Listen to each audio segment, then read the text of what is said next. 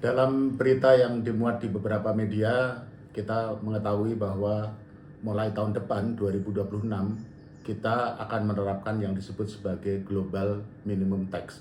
Apa itu Global Minimum Tax?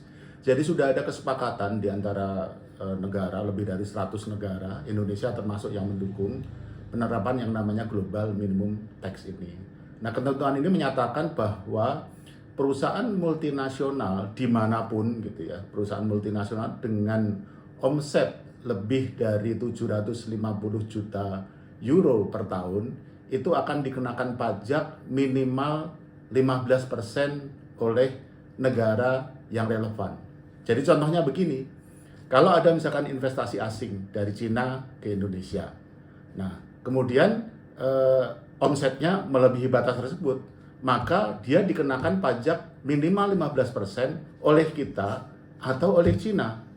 Nah, ini konsekuensinya apa atau dampaknya kemana? Dengan ketentuan ini kita tidak bisa lagi memberikan fasilitas tax holiday atau pembebasan pajak perusahaan sebagai daya tarik investasi seperti yang selama ini kita lakukan.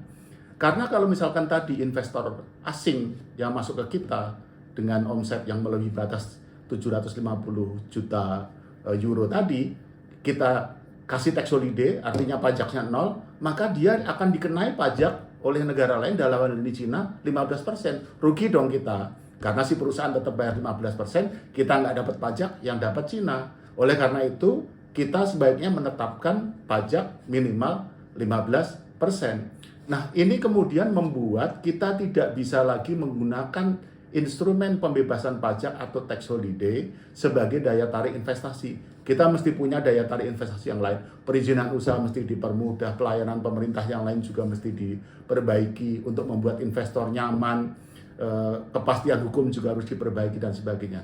Jadi ingat, khususnya bagi pemerintah, ini bukan lagi era untuk menggunakan pembebasan pajak atau tax holiday sebagai daya tarik investasi. Masa itu udah lewat.